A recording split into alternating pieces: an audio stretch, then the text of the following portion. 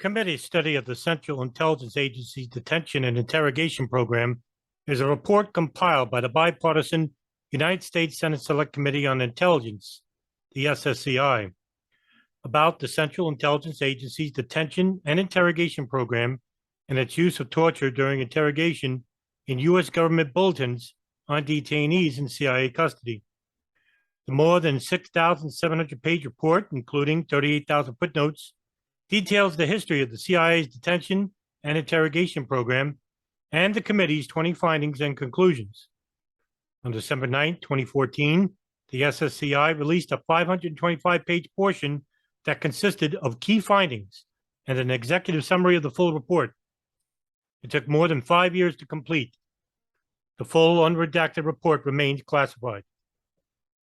Today's summary: at least 17 CIA detainees subjected to the CIA's enhanced interrogation techniques without CIA headquarters authorization.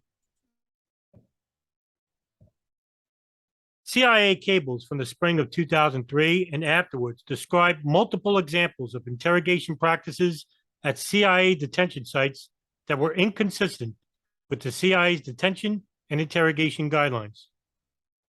CIA officers at the detention site Cobalt, led principally by Chief of Interrogation Blank, also described a number of interrogation activities in cables that were not approved by CIA headquarters. CIA headquarters failed to respond, inquire, or investigate. Cables revealing that the CIA's chief of interrogations used water dousing against detainees, including with cold water and/or ice water baths, as an interrogation technique without prior approval from CIA headquarters. Cables and records indicating that CIA detainees who were undergoing or had undergone the CIA's enhanced interrogation techniques were subjected to rectal rehydration without evidence of medical necessity, and that others were threatened with it. Cables noting that groups of 4 or more interrogators who required practical experience to acquire the CIA interrogation certification were allowed to apply the CIA's enhanced interrogation techniques as a group against a single detainee, and cables revealing that the CIA's enhanced interrogation techniques were used at CIA blank that were not designated as CIA detention sites. The first half of 2003, the CIA interrogated 4 detainees with medical complications in their lower extremities. 2 detainees had a broken foot, 1 detainee had a sprained ankle, and 1 detainee had a prosthetic leg. CIA interrogators shackled each of the detainees in the standing position for sleep deprivation for extended periods of time until medical personnel assessed that they could not maintain the position.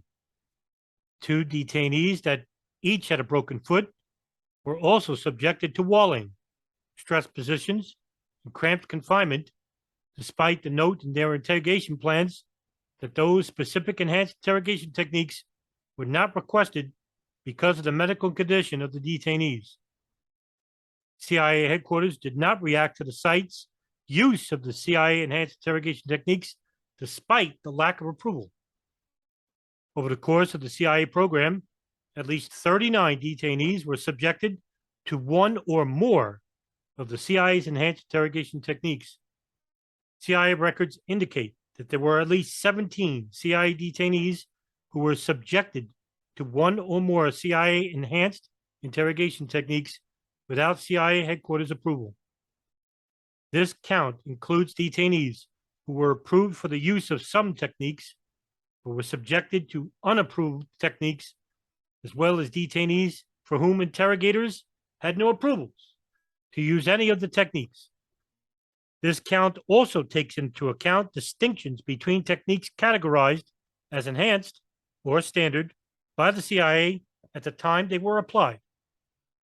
17 detainees who were subjected to techniques without the approval of CIA headquarters were Rafiq Bashir al-Hami, Tawfiq Nasir Awad al-Behandi, Hekmat Nafi Shakwat, Lufti al-Arab al-Gharisi, Muhammad Ahmed Giolani Rabbani, Gul Rahman, Abid al-Rahim al-Nashiri, Ramzi bin al-Shib, Asadallah, Mustafa al-Hassawi, Abu Khalid, Laid bin Duman, Abd el-Karim, Abu Hazim, Saeed Ibrahim, Abu Yasir al-Jaziri, and Suleiman Abdallah.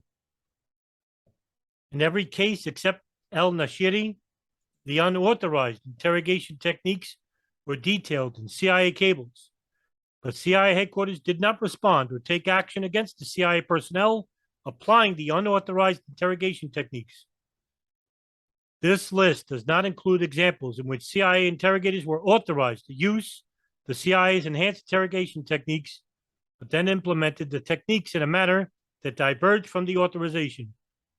Examples include Abu Zubair and, as detailed, Khalid Sheikh Mohammed, whose interrogators developed methods of applying the waterboard in a manner that differed from how the technique had previously been used and how it had been described to the Department of Justice. This count also excludes additional allegations of the unauthorized use of the CIA's enhanced interrogation techniques. Over the course of the CIA's Detention and Interrogation Program, numerous detainees were subjected to the CIA's enhanced interrogation techniques by untrained interrogators. As noted, the CIA did not conduct its first training course until November 2002, by which time at least 9 detainees had already been subjected to the techniques. The CIA's January 28, 2003 guidelines, which stated that the CIA's enhanced interrogation techniques may be employed, but only be approved by interrogators for use with specific detainees, raised the additional issue of approved techniques used by unapproved interrogators.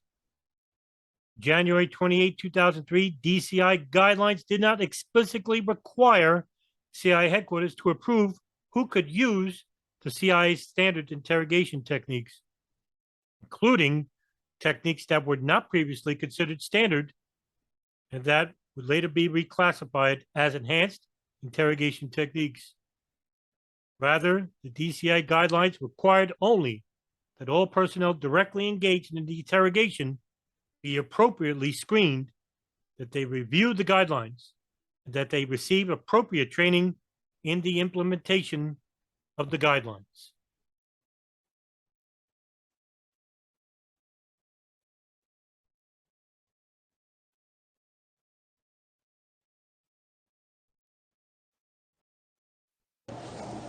This report is landing with like a bomb here up on Capitol Hill. You've got on the floor right now Senator Dianne Feinstein-Erick. She's the chairman of the Senate Intelligence Committee. She is the main driving force behind this report in the first place and its release today, which has proven to be so controversial in and of itself. Let me tell you, first of all, what the report says. And again, this was looking at specifically the CIA's interrogation techniques after 9/11, in that period right after 9/11, in which several people were questioned and detained by the CIA. And the report concludes, again, harsh techniques were not an effective means of gathering information.